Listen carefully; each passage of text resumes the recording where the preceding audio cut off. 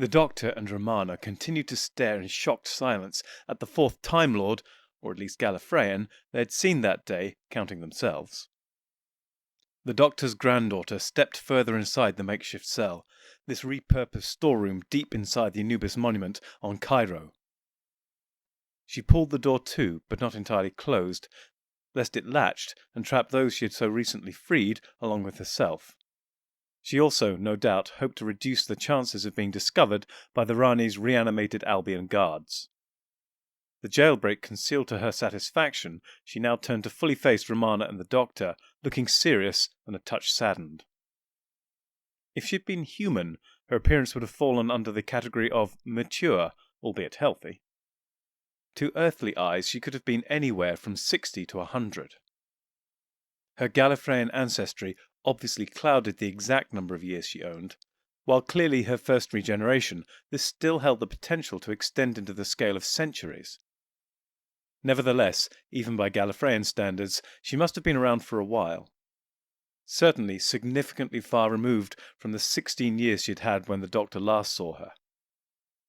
"Susan, The Doctor rasped, then trailed off, unusually lost for words. The extraordinary nature of this meeting robbing even him of coherent thought. "Yes, grandfather?" Susan responded questioningly. She passed back the responsibility of filling the silence. The Doctor looked pained by this unwelcome responsibility. "Susan, I was always going to come back for you," he finally supplied earnestly. Susan cocked her head at the Doctor. "Really?" she asked quizzically, yet pointedly. "Was that before or after you were dead?" The Doctor looked flustered. "Before, obviously. I have not broken my word," he blustered. Susan folded her arms across her chest. "Cutting it a bit fine, aren't we? I mean, you're hardly a spring chicken now, are you?" The Doctor coughed, and his mouth opened and closed frantically. Before he could actually find any words, Susan took the lead. "My apologies, grandfather. Perhaps my question was unfair. Perhaps I should have asked, before or after I was dead. After all, as you can see, it's been quite some time," she said significantly. The Doctor's head fell, all bluster and defence finally defeated. "Susan, my dear girl, I am sorry. I failed you," he admitted glumly. Susan shook her head slowly, a hint of a weary smile tugging at her mouth. "Oh, grandfather, dear grandfather. There are so many bones to be picked with you, each buried in the ashes of the past. We could be here for an eternity discussing them, I fear. And yet, I suspect we do not have the time. One more sad price for your tardiness. Nevertheless, Dr. Mine, you have your strengths, you have your weaknesses. You tried to do what you thought was best, however questionable those thoughts might have been. We are all ultimately, eventually, mortal and flawed. And I forgive you." The Doctor's eyes snapped up in shock and disbelief. Susan walked towards him a little stiffly, as if parts of her were trying to hold her back. Her better self won through, however, and she embraced her grandfather, even if a little reservedly. The Doctor, eyes still wide in a mixture of panic and confusion, returned the hug awkwardly, complete with 3 pats of his right hand to her back. The motions of reconciliation completed, at least partially, and for the time being, they released each other and took a step back. Romana had remained silent the entire time, not wishing to encroach upon this most emotional and difficult of meetings. Now, though, she felt it would be ruder to remain silent. I am Romana. She began, extending a hand towards Susan. I read about you before my first ever encounter with your grandfather. It is a pleasure to finally meet you in the flesh. Susan took a step towards Romana, a weary and knowing faint smile stealing upon her lips. She took her hand. So you read about me as research? Susan asked pointedly as she shook the other Time Lord's outstretched limb, then released it. I don't suppose my grandfather actually mentioned me himself, she added. The doctor looked downcast once more, while even Romana found it hard to find the words to elegantly continue the conversation. Susan shook her head with that same wistful expression. I'm sorry, she offered calmly. There's no need to answer that. I know I said I forgive him, but there are so many demons to put to rest, I fear they may still growl from time to time. Romana nodded her understanding. Obviously, we are very grateful for your timely rescue. Romana began, still polite. But how exactly did you come to be here to rescue us? Have you been searching long? Susan's eyebrows raised a little at Romana's attempt at tact. You mean, have I been searching for him ever since he abandoned me on Earth in 2164? The doctor spread his hands wide. My dear child, I only did what I thought was best. I am sorry if I erred. Susan's head dipped towards the doctor. Yes, Grandfather, you were very eloquent while explaining it to me at the time. A most beautiful speech. I only wish I'd been given the opportunity to deliver a rebuttal. Perhaps face to face, inside the TARDIS. Once again the doctor looked crestfallen. Susan waved her head and held up her hands placatingly. Sorry. Once again. Demons, you know. Then she returned her attention to Romana to expand upon her earlier answer. No, I didn't immediately set out in pursuit of our doctor here, even if I'd had the slightest idea how to begin such a course. No, I determined to make a life with David, much as Grandfather had suggested, though not because of that. David was a good man, an easy man to love and be loved by. We made a life together as the earth rebuilt itself and were happy for a while. He suited me very well in those early days, and I know he adored me. Romana nodded thoughtfully. Sounds idyllic, I'm sure. And yet I sense it did not last. Susan shook her head. Oh no, it lasted very well, for several years. But ultimately something grew in me, which took it all from me. At first it seemed we saw everything through the same eyes. We laughed at the same silly things, enjoyed a myriad of pleasant diversions and memories together. But then the differences crept in. I began to see more and more of the universe that he couldn't. I began to envision things of which he could not even begin to imagine, no matter how much he tried. And oh, how he tried. But ultimately we were living in different worlds. We three are Time Lords, inhabitants of all time and space, and mere humans cannot truly share in our experiences.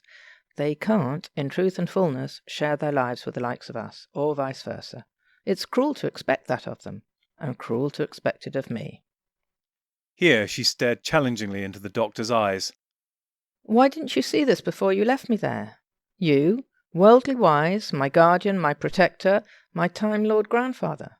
Why didn't you know this would happen?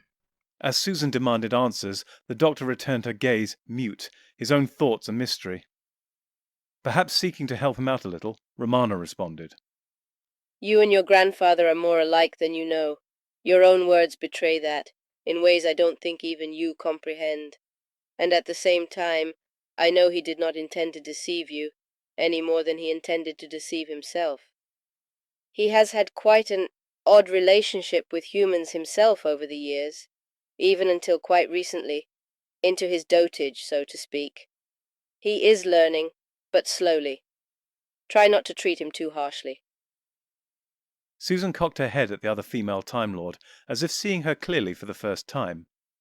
I think perhaps he's finally found the right travelling companion, one who will not let his foolishness stand. Romana waggled her head in forced modesty. Well, you know, I have my moments. Susan continued to study her keenly. And you have, perhaps, also found the perfect travelling companion in him. Someone patient enough to share their wisdom with you, however unwelcomed. Romana frowned at Susan, while the doctor showed the faintest hint of a smile, the first sign of good humour since setting eyes on his granddaughter. Yes, well. Romana continued brusquely. Critiques of the companions from the travelling TARDIS out of the way.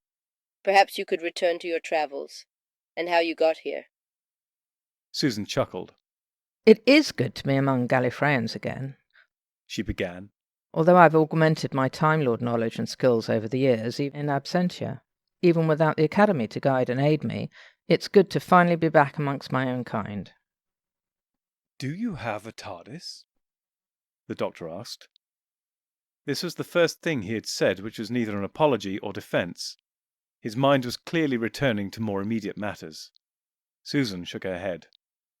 Unfortunately not. As you can see, I eventually left Earth and David, but initially I had to use far more mundane and crude forms of transport, travelling only through space under power and through time via aging.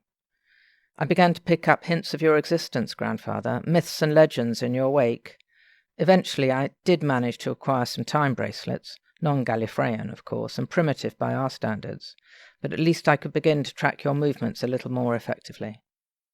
And then the universe shattered. Romana and the Doctor shared significant glances. Oh, I know you. Well, at least the Doctor would be involved somehow. I even guessed he might be the cause, from the research I managed while tracing your footsteps. I'm almost certain of it now. Then the universe was repaired, but still I followed the trail, until at last I finally saw you on the landing field here on Cairo. Alas, I paused too long and lost you yet again. The Doctor nodded sympathetically. I'm sorry we were in such a rush. We thought our major troubles were behind us and were itching to explore the universe in our newfound freedom. Obviously, we didn't realize how wrong we were, he said, gesticulating at their prison cell deep within the base of the Rani. Well, all's well that ends well, Susan concluded briskly. I found you eventually. Romana frowned once more. But how did you do that? Did you follow us off-world again as we explored space-time? Susan's head waggled from side to side. In the end, I didn't have to. She explained, smiling, holding up one wrist to reveal a time bracelet. This thing is good for short trips, although for longer journeys it does require frequent recharging. But in this case, its secondary function rendered such travel unnecessary. The Doctor's curiosity was piqued. Really? How so? These things have very basic detectors for time disturbances other than their own. I upgraded this one, using my own time tech skills, to make it a little bit more precise and detailed. I was in the middle of trying to track where you'd gone, and was just narrowing down the exact coordinates about an hour and a half after you left, when the temporal disturbance detector went off, and quite insistently. It had picked up an unusually disturbing anomaly. A TARDIS. Your TARDIS, arriving back on Cairo. But inside another TARDIS. Well, not quite another TARDIS, but something eerily similar. The Doctor and Romana both nodded. The satellite and the time terminus. The Doctor supplied helpfully. Susan gave a thumbs up. Yep, I've been nosing around here for a while, found the satellite, saw your TARDIS inside at first, saw and avoided those unhealthy-looking guards. Then I finally saw them taking you down here. So I liberated Key, and voila, here I am. So you are not yet aware who is behind all this? Romana asked. Susan nodded, but before she could respond further, the Doctor leapt in with another question. Wait, the TARDIS was inside the satellite at first? He asked with concern. Yes, they took it out before sending the satellite to, well, wherever they sent it in time and space. The Doctor frowned. Ah, so the TARDIS is still inside the time terminus. No, they moved it into a workshop beyond the rear of the chamber, in preparation for stripping. The Doctor looked aghast. They put my TARDIS in Anubis's rear? For stripping, no less? This shall not stand! He cried indignantly. Susan frowned at him. What exactly is going on? And what exactly are we going to do? And so the Doctor explained about the Rani and her plans. Susan listened intently as he outlined the nature of the battery, the repurposing of the monument, expounded on the bulk, its powers and the Rani's, and how they were all connected to each other and the satellites. By the time he had finished, Susan looked pensive. This is beginning to feel like a Time Lord convention. only one with very lax security. The Rani sounds like a complete maniac. The doctor nodded somberly. And not the good kind either. You see now what we're up against and what we have to prevent. Susan nodded curtly. So, where do we begin? Romana asked, concerned. The doctor stroked his chin. Where indeed? Well, not here, and that's for sure. We must get the TARDIS back and get out. Then, and I am loath to say this, as it smacks of brute force, we must find aid. Sufficient personnel to assault this battery and disable it. Before it is plugged into the bulk. I fear you may be right. But where, or even when, do you hope to find your army?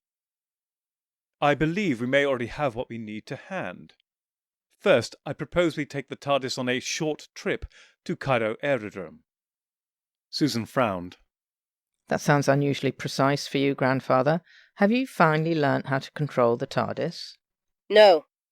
Romana replied quickly. The doctor frowned at them.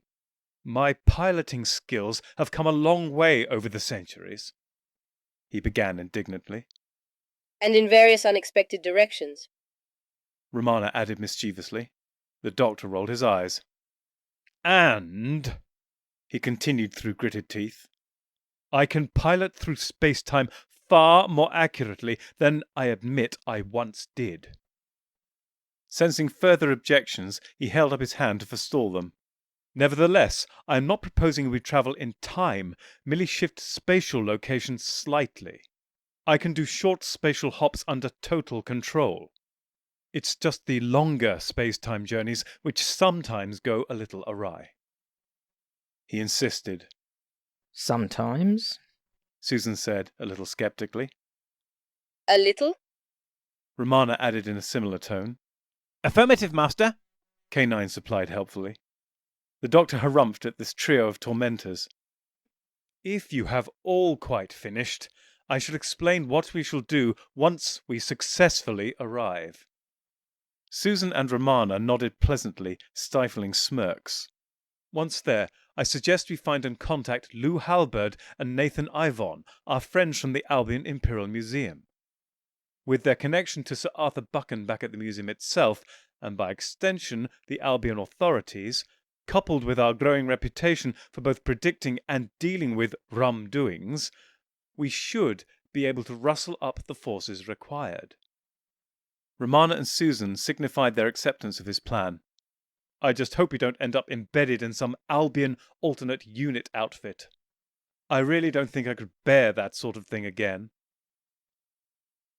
The doctor, Romana, Susan and K9 crept out of the makeshift cell. Much as when Susan had arrived, there were no reanimated henchpeople in the corridor for now. So they continued onto the stairwell. Hearing nothing, they began to mount the single 2-meter-wide set of stone steps. They had almost reached the next landing when they heard multiple footfalls trudging down the stairs from the landing above that. The 3 Time Lords looked at one another in panic. There were 2 parallel sets of steps leading down from the floor above, but which was in use? Or worse, were both? Doctor, which way? Romana cried in hushed tones. Quickly, left! He responded, similarly muted. Are you sure? Romana hissed back. The doctor simply widened his eyes and shrugged helplessly. With no other plan, the 3 Gallifreyans and the robot dog dashed onto the landing, then immediately off it into the left-hand flight of stairs. Fortunately, there were no Albion undead here. Nevertheless, they all froze, attempting to remain silent. They heard a modest group of individuals trudging onto the landing they had just evacuated, then down the stairs they had previously ascended. They all breathed a sigh of relief. Well, all except K9, who had no need. No matter their good fortune, the doctor was not about to let them rest on their laurels. Hurry! He gasped, grabbing Romana and Susan by an arm each and encouraging them up the new run of stairs. Doubtless those guards were sent to check on us. Our absence will be discovered in moments. We must make haste. They rapidly reached the next landing and were immediately faced by the open door to the time terminus. Peering carefully through that opening, they saw the vast chamber beyond.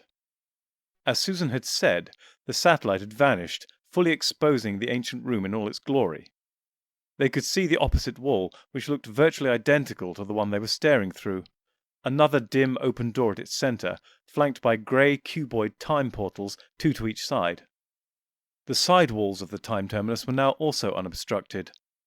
While they had no open doors, such as the end walls, they did house 6 more time portals each, spaced out along their extended lengths.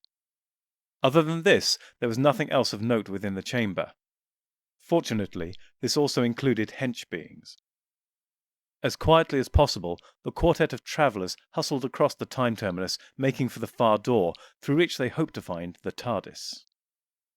They burst into this opening without stopping, dashing into the TARDIS decommissioning workshop beyond. Understandable as their keenness and haste may have been, it proved to be unwise. A strange and particularly upsetting pair of reanimated Albion corpses turned away from the TARDIS they had been working on, the Doctor and Romana's TARDIS, and glared dully at the trio of Time Lords plus K9. One was a woman with the foreshortened limbs of a 9-year-old child, while the other was a 9-year-old child with the elongated arms and legs of an adult.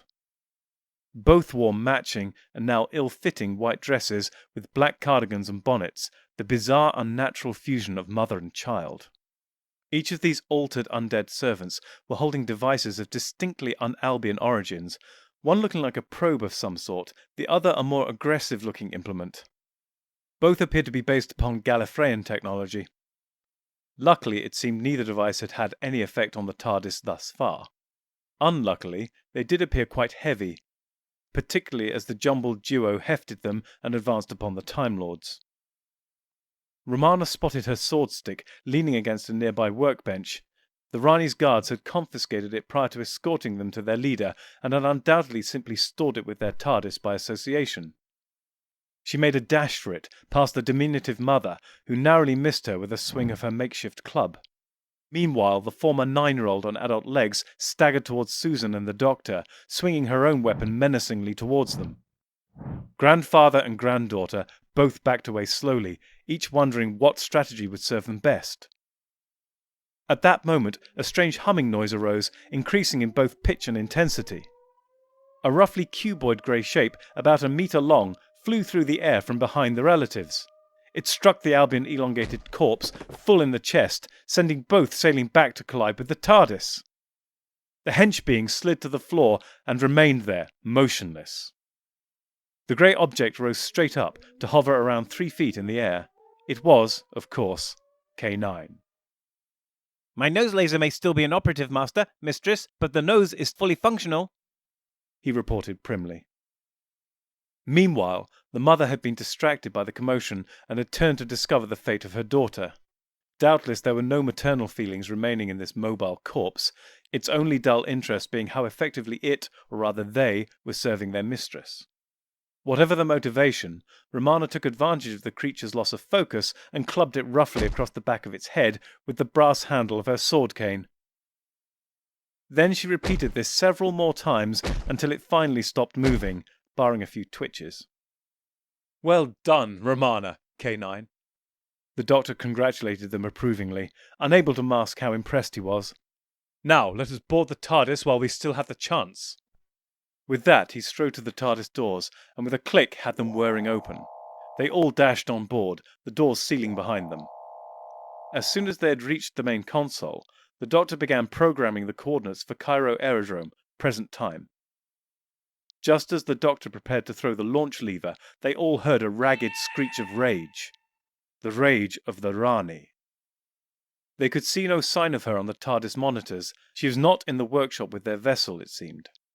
In all likelihood, she was still in her throne room in the head of Anubis, and had been amplified by her bulk-gleaned powers. The Doctor threw the launch lever desperately. The familiar sounds of dematerialization began, the central column rising and falling. Then a shudder ran through the timeship as a similar but competing sound arose from outside. There now came a scraping sound as of metal upon metal. She's activated the time terminus, the Doctor cried frantically. She's redirecting the energies of the time portals upon us here, trying to hold the old girl in place. Can we pull away? Romana asked, frowning. The doctor shook his head. Not as things currently stand, no, he said somberly. Then his eyes widened as a realization struck him. The emergency power booster unit, he shouted excitedly. Of course. Romana responded, equally enthused. Where is it? Under that square flap there, under the panel you're resting on, next to your left hand, the doctor explained excitedly. Romana found the cover and raised it. Underneath was a large red button on a white background, labelled in white. Why does it say turbo boost on it? Romana asked dubiously. I mean, the TARDIS doesn't use turbos in its engines. What have you been doing? She added. The doctor frowned impatiently at her. I renamed it to that because, at the time, I thought it was cool. You know, like bow ties. Obviously, I no longer do, for either, he told her grumpily. Then he thumped the button. The usual TARDIS engine notes were joined by another soaring, whooshing sound. The sounds of scraping metal subsided. They were flying free. Moments later, they landed. The doctor, Romana, Susan and K9 tumbled out onto the sun-baked, dry and dusty expanse of Cairo Aerodrome landing field beneath the airship mooring masts. Right, now to contact our friends from the museum. There was a crack, like a single terrifying clap of thunder, one so fundamental it went beyond loud, almost as if it could be felt, resonating through every fibre of their beings. They all looked up at the sky and gasped in horror. The sky was peppered, or rather gashed, with objects of various sizes, but all of a type, and one which the doctor, Romana and K9 were all too familiar with. We're too late. The doctor's hushed words fell as heavy as headstones, while they stared grimly at the opening rifts to the bulk. The largest of these floated above where they knew the Anubis monument stood, although from where they were, their view was almost entirely obstructed by low hills. All they could make out were the tips of its ears. As for the rift, it was all too visible. It hung like a ragged tear in reality itself, like the widening maw of some vertical shining clam. Its lower tip looked as though it might be 200 meters above the ears of Anubis, although it was difficult to judge its actual elevation due to the uncertain distance to this dread phenomenon. It stretched upwards, covering 20 degrees of sky, widening towards its center, then narrowing to its upper tip. Inside the tear was the stuff of nightmares. Within its jagged boundaries twisted a sickening sea of chaos, almost as if every color, every sound, every sensation clamored to exist at once, simultaneously, in this horrific hallucination. Yet the Time Lords knew only too well how real these visions were. And this maddening jumble of images, and more, was repeated across the sky countless times, though none matched the first for apparent size. This, however, was the true illusion, their variation in scale simply a product of their relative distances scattered throughout the cosmos. The Rani has activated the battery, Romana cried in dismay. The doctor nodded grimly. I'm afraid so. She has linked all the satellites she seeded across space-time. Doubtless there are innumerable rifts, not simply spread out among the stars, but also strewn through the centuries and millennia. I assume you think our Albion army would be pointless now? Susan asked, although suspecting the answer. The doctor inclined his head in sombre affirmation. So, and I know I hardly ever ask this. What now, Doctor? Any more ideas? The doctor smiled at her humour, but his demeanour remained serious. I have one more, yes, but I fear you may not like it, he said warningly. Romana tipped her forehead towards the doctor and spread her hands wide. Well? She invited him to elaborate. The doctor pointed casually towards one of the mooring pylons. Well, first I think we should say hello to one of our dear old friends over there, even if he is not one of those I'd previously thought of. Romana and Susan followed the line of his finger. The mooring tower was one which still held the A-36 airship, spaceship of the Albion Imperial Space Service. This remarkable vehicle shared many superficial similarities with earthly airships of the 1920s and 30s, including 6 turboprop engines attached to its fared-in gondola. Obviously, these motors were a little more advanced than their earthly counterparts, but this was far from its most remarkable deviation. As well as being able to support an atmosphere for interplanetary travel, it was their means of propulsion in space itself which was most astounding. Retractable panels of a most marvelous material, cavorite, allowed them to reverse the effects of gravity, pushing them from planet to planet. Right now, it was not the vessel, tethered by its nose to the tower, which held the attention of the Doctor and his companions. It was the man in smart Navy officer attire standing at the tower's base. The Doctor strode over to him, his surprised companions trailing and trundling in his wake. "Oh, hello," the Albion officer cried affably. "The Doctor, isn't it? And Miss Romana. So delighted to see you all again. Oh, I say, did you forget something on board?" His broad smile had morphed to confused concern by his last question, as he peered out from under his white-peaked cap. The Doctor clapped him on the dark blue shoulder of his military jacket. "Sub-Lieutenant Leslie's," the Doctor began, as friendlily as he could manage given the desperate circumstances. "I cannot express just how delighted we are to see you and your magnificent vessel. But fear not, we have not left anything on board. Yet." The Time Lord's final word was delivered with an oddly laboured significance. Before anyone could pursue its deeper meaning, all were distracted by a new horror from above. Something was snaking out of one of the nearer bulk rifts. Not the largest of them, but this reduced proximity did nothing to soften the blow. A giant tentacle nosed its way into Chiroan airspace from the 11-dimensional realm of all existence. It was obvious, even from their limited view they had of this insane world through the tear, that this otherworldly appendage was attached to a monstrous entity of unimaginable size, festooned with such serpentine extremities. The colour of this beast, as much as 4-dimensional minds could comprehend, was ever shifting and sickening to behold. It sometimes appeared a glistening brown, at other times a scaly green, then in brief flashes crystalline in rainbow hues.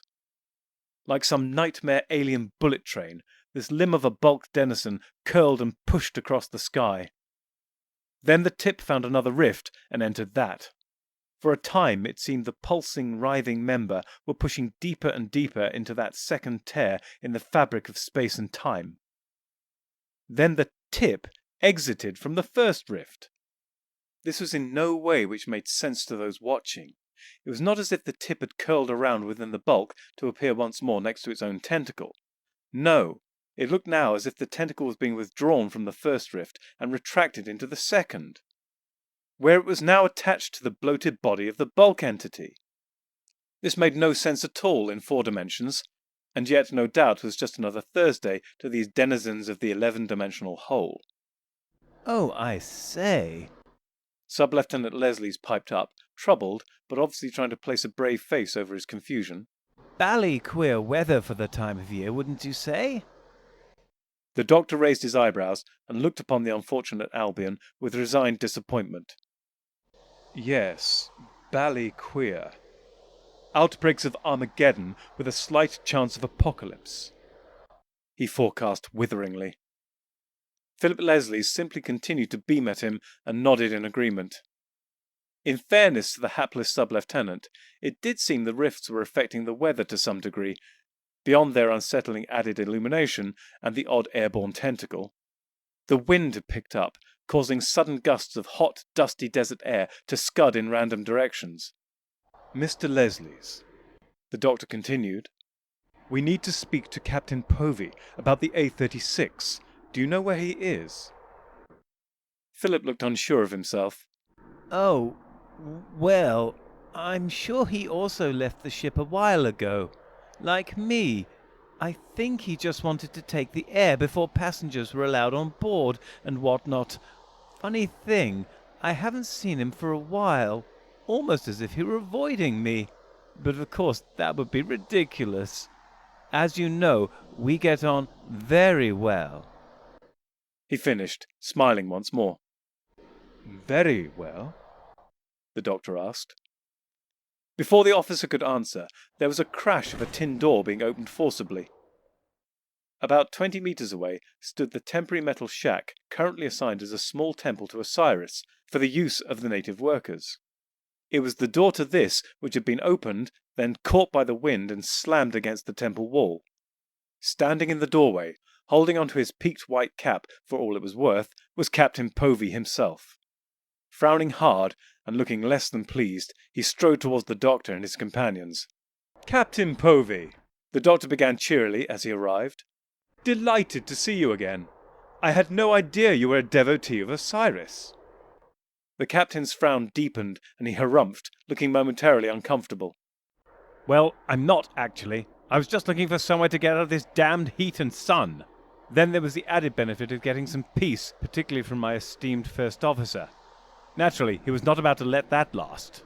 I could hear him talking to you even from in there, fraternizing with someone who has troubled our little ship on several occasions, compounding his disturbance," he said crossly, before turning his full attention upon the sub-lieutenant. "You really are the Albion's burden." Oh, sir, really? I do try. Leslie's whined, sounding a little hurt. "Oh, yes," the captain agreed heartily. "You're very trying." Then he spun once more upon the doctor. "Now what exactly do you want with me?" he growled. "Or more worryingly, my ship?" The doctor raised his finger, about to reveal all, when his thunder was stolen. A boom resounded through the air, coming from the direction of the twin peaks of Anubis's ears. From between those barely visible stone pinnacles rose a curling column of black and oily smoke. This unhealthy-looking vapor trail arced up into the sky, bending towards the Time Lords and Albions as it went, its cause being propelled in their direction. As it grew closer, it became clear that the single oily trail was in fact two such lines of exhaust, only combining as they expanded in the thing's wake. These twin jets came from the palms of human-looking hands pointed towards the feet of this flying being. It was, of course, the Rani. She came to rest, floating in the air in front of the Time Lords, but still some distance away, perhaps twice the altitude of the moored A-36 and a good 50 meters in front of its nose. "Rani," the doctor called up with forced conviviality. "How good of you to join us. You're looking well." This last statement was not simply an attempt by the doctor to butter up the bulk-fueled Gallifreyan. The Rani had undergone a transformation. She had not regenerated, at least as far as they could tell. She still wore the current face of Romana. Only now, it, along with the rest of her body, was completely healed. Her hair was clean and luxurious, her skin unblemished and restored to a flawless pale pink. Her dress, while still black, was no longer Romana's ruined old cream one. Now it was a deliberately chosen sleek gown of dominating darkness. The Rani sneered contemptuously at the doctor and his companions. Ha! She barked. You see, dear doctor, how wrong you were once again. An immaculate track record of incompetency and ineptitude. Here she raised her hands skywards in triumph. As she did this, the black smoky jets ceased emanating from them, and yet she did not fall. Clearly her powers were already growing, and she no longer needed those blasts to fly. Everything is working exactly as I planned. The bulk is powering me, and yet is utterly oblivious in its generosity. Where once I bemoaned the bulk entity's ambivalence towards me, now I revel in it. They have become my unwitting slaves, less than slaves, cattle, to be milked by me for all eternity. Behold, the reign of the Rani. Now the Rani's eyes fell from whatever imagined glories she envisioned in the middle distance to land upon the doctor and Romana with unwavering malice. And now, since you have beheld the culmination of all my plans, witnessed my final victory and your own final terminal failure, I have no further use for you. Time, I think, to dispose of you both in one of my many handy rifts. Romana and the doctor suddenly felt vice-like grips clutching their upper arms and chests. They began to inch skywards under the pressure of the Rani. Then the doctor's eyes widened. He sought to cry out, yet due to the constriction could not find the breath. A freight train-sized tentacle slammed into the side of the Rani. It seemed to be making an almost leisurely journey from the nearest of the bulk rifts to another some way behind it. Only its terrible size gave the impression of sluggishness. No doubt, in reality, its speed was at least comparable to such a locomotive. Its random curved path had first brought it slightly closer to intersect with the Rani, before arcing away from the witnesses below. The doctor and Romana dropped to the floor as they were suddenly released, the Rani's concentration understandably broken. The Rani herself lay spread-eagled across the nose of this travelling tendril as it eased towards the next rift. Oh no! She shrieked in a mix of horror and frustration. Not again! Then she was carried into the rift and was gone. Unlike the previous bulk limb transition they had witnessed, this one did not suddenly reveal its tip emerging impossibly from the first rift. This tentacle clearly preferred to be more conventional. It reversed direction and began to withdraw back from whence it came. As its tip re-emerged from the more distant rift, there was no sign of the bulk-augmented Time Lord. The doctor sighed. I tried to warn her, he said sadly. Romana nodded with a twisted smile. I know, and I do wish you wouldn't. Our antagonists are quite capable of doing enough damage without our help. She then glanced once more at the receding appendage. And we shouldn't look a gift horse in the mouth. We were lucky she literally didn't see the end coming. It's funny how often that seems the way with these ambitious, bright but flawed individuals. Be it the Master, the Rani, or even the recent dear, probably departed Dr. Nugati, they all appear utterly unable to conceive of any difficulties or problems with their plans until it hits them in the face. Or back. It seems they never learn. The doctor nodded appreciatively.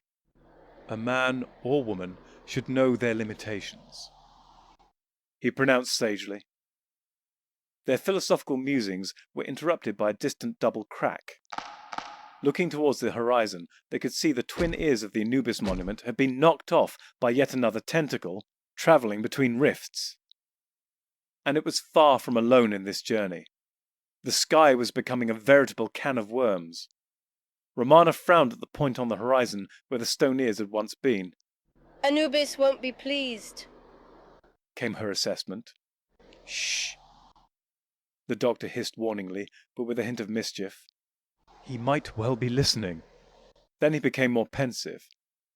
Even if he were, it would be unlikely he would or could do anything. In fact, we could rather do with a little Suskind intervention. But those same 11-dimensional Witten obstacles remain. Indeed, I'd say have multiplied. Romana pursed her lips at the doctor. Is there any chance this damage to the Rani's battery might close the rifts, save the universe? The doctor shook his head grimly, gesturing round at the rift-strewn sky. I doubt the bulk cares one jot for the Rani's devices any more. The doors are open, and they have numerous feet in them. No, there is only one way they can be closed. Here he paused to summon up the strength to continue. Which is? Susan prompted gently. The doctor's eyes flicked between those of the two female Gallifreyans. From the other side. Now he turned to Captain Povey. My dear Captain, He began calmly, patiently, and politely. I'm going to have to ask a great deal from you.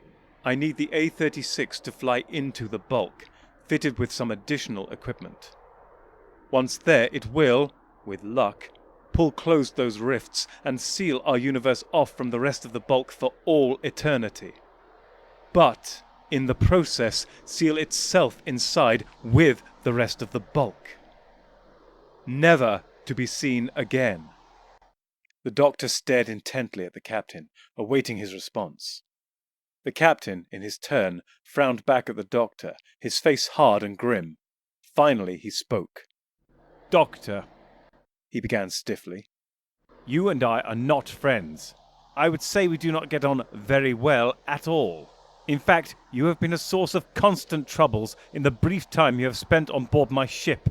Giving you access to the ship again would be the last thing on my mind." The doctor's eyes fell, and he looked downcast. He took a deep breath, preparing for battle. "Nevertheless," Captain Povey continued, robbing him of the chance to speak, "I'm not blind, you fool. I can see that not allowing you on my ship might well be the last thing on my mind ever, if I were to enact such a thought. The universe is clearly falling apart. It is riven with clams of death. Clams of death well known to you and I since we travelled through one ourselves together in the recent past. And only through your efforts did we survive and ultimately escape. I may not like the idea of me and my ship being used for such a purpose, and I'm likely never to hold you warmly in my heart, but I must respect your past results and acknowledge your expertise and experience. The A-36 is at your disposal." The doctor nodded slowly in appreciation of the captain's good sense and sacrifice. "Thank you," he said simply to the Albion officer. "Right," the captain barked decisively. "let's get the ship crewed up and ready to get underway." The doctor smiled sorrowfully at the captain. "You said the A-36 was at my disposal, and I thank you, and I shall hold you to that. This is a one-way trip, and one which, with a little help from the extra equipment I shall install, it shall take without you or your crew." The captain frowned deeply at the doctor in profound annoyance, but remained silent. Sub-Lieutenant Leslies looked profoundly relieved. "Steady as she goes," he said, smiling nervously. Captain Povey clipped him round the back of his head, sending the first officer's hat flying. "This is a journey I shall make alone," the doctor pronounced solemnly. I'm coming with you. This determined declaration came from Susan. The doctor pulled himself up to his full height. "No, Susan, I need you to stay here." Susan looked both defiant and deeply hurt. You cannot, after all this time, expect me to lose you once again. The doctor gave a sad half smile. "Think of it less as losing a grandfather and more as gaining a TARDIS and a K9. I need you to stay here with both to ensure the safety of our entire universe. If my plan should fail, you will be the last thing standing against, well, the end of the universe. And K9 will be there to help, naturally. Even if my plan is successful, someone needs to, at the very least, ensure the Rani's battery and satellites are truly out of commission, ideally for good. And thereafter, it would be useful to have someone keeping an eye on things. I'd hate for my sacrifice to be for naught." Susan looked pained, her eyes seeking the floor. But, much as with Captain Povey a moment before, she could offer no further objections. Now the doctor turned to Romana. "Obviously, there is no need for both of us to man the A-36 and fly into the bulk. Your help here, in this universe, would prove invaluable." Romana nodded slowly, then punched him hard in the shoulder. "Ow!" the doctor cried. "What was that for?" Romana scowled at him, shaking her head. "You are an idiot," she snapped at him. "I would have thought by now you would have known better. But it seems it is not just our antagonists who are slow learners. Did you learn nothing from what I said after we fixed the universe the first time? When we stood in that trap street alley on Earth? Or what I told you on Hungaria after your heroic suicide attempt there?" The doctor frowned at her, looking a little peeved. Romana smiled wearily and shook her head once more. "I know you mean well in what you say," she said, her tone softening a little. "but I think, once again, you are shouldering just a tad too much responsibility. 2 heads are better than 1, just as 4 hearts are better than 2. If something were to go wrong, the universe forbid, and you were somehow incapacitated or needed to be in 2 places at once, your selflessness could destroy the entire universe." Romana stared him determinedly in the eyes, a smile there, but in no way lessening her resolve. "If it's all the same with you, I think I shall be in this to the bitter end." The doctor could not suppress a grim little smile. Far be it from me to debate your profound wisdom, he said with the slightest of bows. Romana slapped him again on that same shoulder, only this time with the back of her hand and a little more gently. Now the doctor turned back to the rest of their companions and clapped his hands briskly.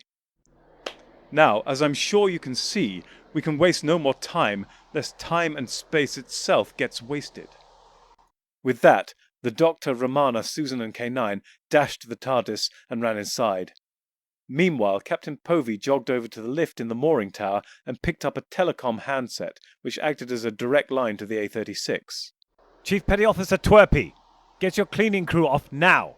The ship is needed, but you are not. All you need to know is secret orders. Get down here, quick smart. Sub-Lieutenant Leslies just stood where everyone had left him, smiling awkwardly in case he was needed, but hoping he was not. Chief Petty Officer Twerpy and a couple of additional seamen in his unit were just exiting the lift at ground level when the three Time Lords and K9 reappeared from the TARDIS. K9 was clearly not going to get very far, since a cable coiled from his inspection hatch and was obviously attached to something inside. And this tether was not alone. Another thinner cable spiraled from his nose and fed into a brass and wooden box carried by Susan. It had a telescopic tripod attached to its base, which she deployed, then busied herself studying the various displays and switches covering its upper surfaces. Meanwhile, the Doctor and Romana were similarly encumbered with a disparate collection of mostly obscure devices and hardware. One identifiable exception was the crown-like half of the four-dimensional stress set, the FDSS, which had been worn by K9 in the not-too-distant past. The Doctor glanced down at the metal dog and paused. K9, he said seriously, be a good boy. Affirmative, Master. K9 chirruped obediently. The Doctor nodded once to his metal companion, then he and Romana dashed over to where Captain Povey and his men stood by the lift. They hurriedly dumped their gear in the elevator car before returning to Captain Povey himself. I fear this is where we part company, my dear Captain. If you would join my granddaughter over there, she has communication and monitoring equipment. We might need your advice if we run into any difficulties with your ship. Povey looked far from friendly and seemed to be wrestling with some internal conflict. Finally, he huffed and extended a hand towards the Doctor. The Time Lord looked at it for a moment as if it were a halibut. Then he grasped it, and the Captain shook it firmly. Good luck, Doctor, and Godspeed, he said, then released his grip. The Doctor gave a wry smile. Thank you, sir. And which god? He asked cheekily. Whichever is fastest, Captain Povey quipped back. Then, much to Romana's surprise, he turned and extended his hand towards her. Eyebrows raised, she took it, and the Captain repeated his earlier action. And good luck to you, Miss Romana. I hope you will keep him out of trouble. And vice versa, he concluded, smiling grimly. Romana gave a single chuckle and nodded her thanks. They then all looked at a sky riddled with rifts and boiling with twisting nightmarish tendrils. At that moment, an errant tentacle struck the main envelope of the A-36 airship. While only a glancing blow in the grand scheme of things, from the perspective of the Albion spaceship, it was potentially catastrophic. The tail of the ship slewed round sickeningly. This was not necessarily a major problem, as the entire top section of the mooring mast was designed to swivel to account for the changing wind direction.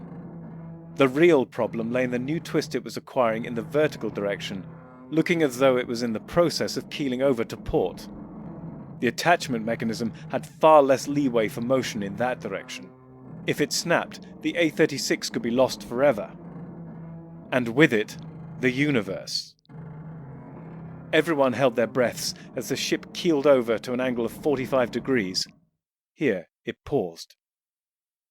Then, with aching slowness, it began to self-right, creeping towards an even keel. Everybody finally exhaled. They knew the time for pleasantries was past, and the two Time Lords jumped back into the lift, while Captain Povey closed its metal lattice gate from outside. He watched with mixed emotions as the Doctor and Romana rose to take command of his vessel for one final, vital mission. Romana and the Doctor raced on board the archaic-looking spacecraft and immediately set to work preparing for launch.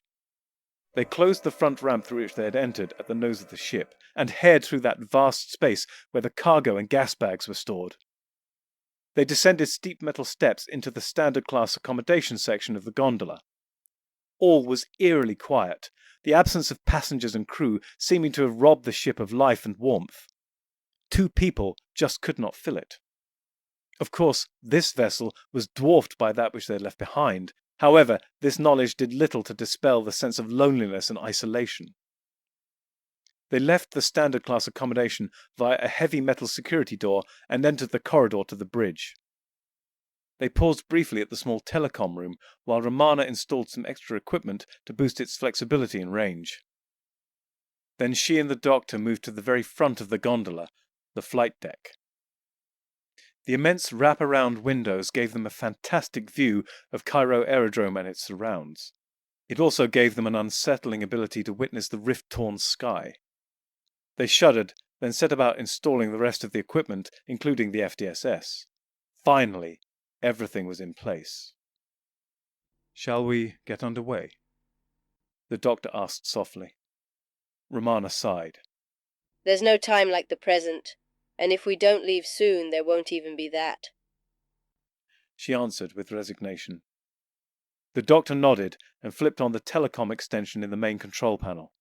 "Captain Povey, release the docking clamp," the doctor requested. The captain gave no reply, but the Time Lords heard the clank of the mechanism disengaging.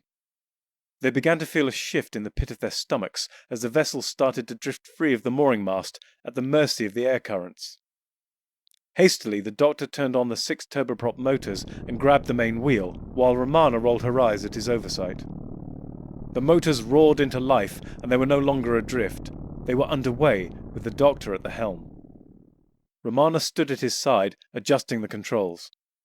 Even with the additional technology they had installed, controlling a ship designed for a crew of at least a dozen was no easy task for just 2 pairs of hands. Nevertheless, the ship obeyed their commands, rising majestically and turning to face the largest and closest of the rifts. There was still much tentacle traffic moving between the rifts currently visible. Romana and the doctor exchanged dubious glances. This was going to be very dicey. The doctor and Romana gunned the engines, setting all 6 to maximum thrust. The rift grew in the front window until it entirely filled the view ahead. Suddenly, the tip of a tentacle was heading straight for the cockpit glass. The doctor grunted as he spun the wheel, Romana wrestling with the flaps. The ship slewed sideways sluggishly. Yet it was enough. The tentacle barely grazed the main envelope as it passed and, although it did jostle the ship slightly, miraculously caused no damage. The rift was far wider than the emerging tentacle, and the doctor now steered straight towards an unobstructed patch of the sickening maelstrom within. "Activate the FDSS and the bulk protection field," the doctor cried to Romana. From the ground, Susan, Captain Povey and the others saw a shimmering curtain of energy erupt as a ring around the center of the A-36, then spread fore and aft. This energy field narrowed as it reached the prow and the stern. The entire spacecraft was enveloped in this hazy glowing shroud. Captain Povey recognized it as the one which had protected them from the most maddening effects of the bulk, the last time his ship had been accidentally drawn into that hellish realm. On board ship, the doctor turned to Romana. "I removed the Time Meddler's space-time stabilization circuit from our TARDIS and installed it here along with the FDSS. Working in tandem, they should be able to seal the rifts once we are in the bulk, of course. And once there, it should allow us to travel freely around the 11-dimensional realm at will." Romana nodded slowly. Just never return, she said in a subdued manner. The doctor nodded, equally grimly. "At least not to this universe. Our universe, no," he agreed, and placed a hand on her shoulder to reassure her. To reassure him, in her turn, she allowed him to keep it there. The A-36 passed through the rift and was swallowed by the bulk. All this had been witnessed by Susan, Captain Povey and K9, monitoring the situation from the ground. But this was not the last they heard of the Doctor and Romana. A speaker on the brass and wooden box Susan was manning spluttered into life. "Susan, my child, we are now inside the bulk," came the Doctor's voice, calm and serious.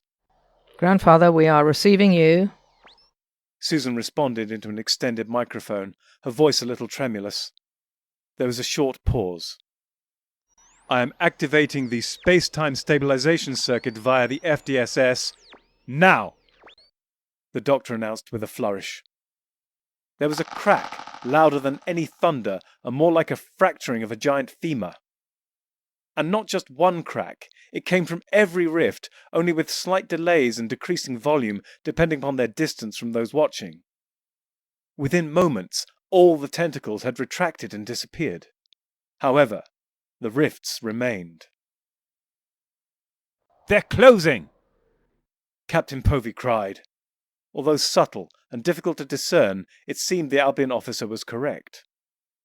The speaker crackled into life again. "It is done," came the Doctor's voice with a note of finality. Then he drew breath and spoke once more. "Listen, Susan, please," he began.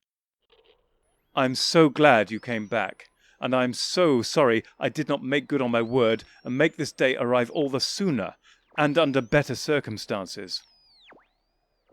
Yes, Grandfather, I just wish we had more time. Then came another pause from the comms unit. Susan imagined the Doctor shaking his head sadly. "Time," he finally said wistfully. "It always comes down to time." Then his voice strengthened when next he spoke. "And yet, for all those years we had together, I'm eternally grateful. During those years, I took care of you, and you, in return, took care of me. Now it is time for you to shoulder a different burden. You're still my grandchild, and always will be, but now you have to take over from me. The universe needs a watchful eye, and more, it needs a generous spirit to take care of it. I know you, Susan, and I know what you are capable of. I know the universe is in safe hands. Your future lies in the TARDIS, and not with a silly old buffer like me. There must be no regrets, no tears, no anxieties. Just go forward in all your beliefs and prove to me that I am not mistaken in mine. Goodbye, Susan. Goodbye, my dear." Susan's throat seized up then, and even if she had found words to match her emotions, she would have been unable to utter them. Staring up with glistening eyes, she could see all the rifts had narrowed to jagged glowing cracks in the sky, in many cases almost too thin to see. Now Romana's voice came over the speaker. "The lives of great men all remind us we may make our lives sublime, and departing leave behind us footprints in the sands of time. Never be cruel, never be cowardly. Laugh hard, run fast, be kind." She reminded those listening with solemn gravitas. "Oh, wise words indeed, Romana. I couldn't have put it better myself," came the Doctor's approving tones one final time. Then there came another chorus of thunderclaps, echoing throughout time and space, as all of the rifts of the 11-dimensional bulk snapped shut, never to return.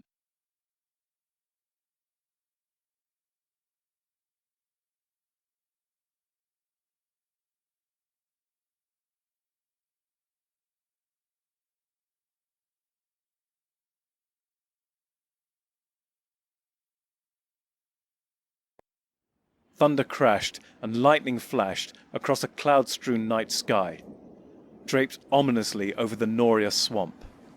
Heavy drops of rain clattered from the foliage of the jungle surrounding the marsh, while still more pelted and blatted into the blue mud of the trisilicate mine itself. The weather was sick and tired of being accused of pathetic fallaciousness. It meant what it said, and its dark mood resonated strong and true.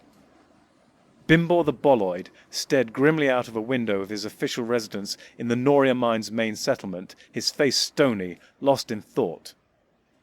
His two hands were planted firmly on the ground, supporting his spherical blue-furred body, at a respectable 1.5 meters from palms to fluffy crown. His yellow trumpet bell of a mouth was pursed in worry, while his glowing discs of eyes glowered into the middle distance. Recent disappearances of several of his boloid people, seemingly at random, without rhyme or reason, played heavy upon his mind. Piled on this were further troubling reports of damaged or stolen equipment from the mine, as well as disturbingly similar vandalism and thefts occurring within the settlement itself. At that moment, the door was thrown open by another spherical boloid dashing in, aided by the forceful gust of wind from the storm beyond. Bloody hell, Bori! Bimbor snapped at the newcomer impatiently. Were you born in a bloody barn?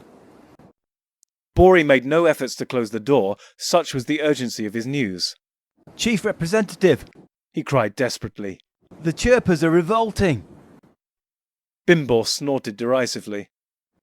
And in other news, boloids secrete in the swamp. Tell me something I don't know. Bori shook his head, a little like a dog drying itself.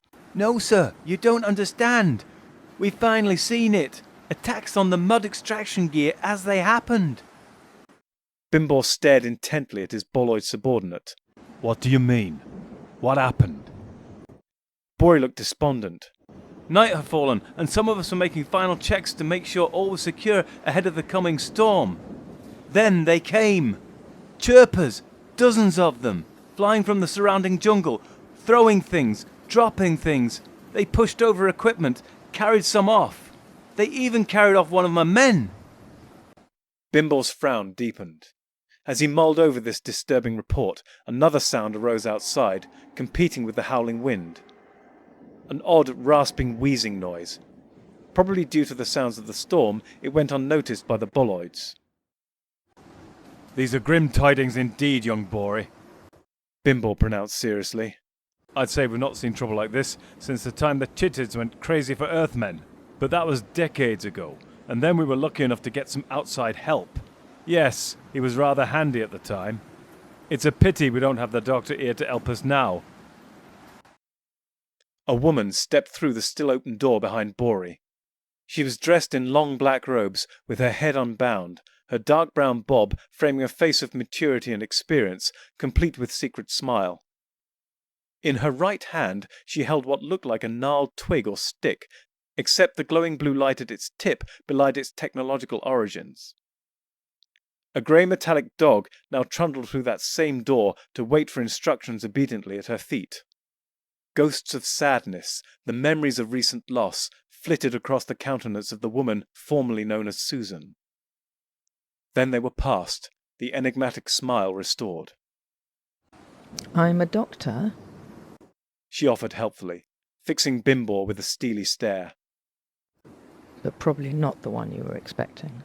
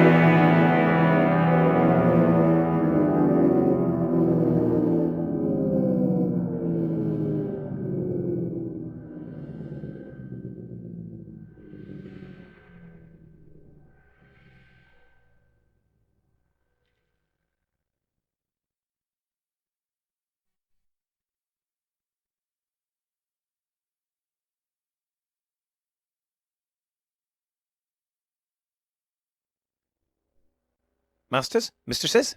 The Doctor requires materials in order to maintain the TARDIS and ensure continued functionality. He similarly requires carbon-based comestibles to sustain his own biological functions and existence.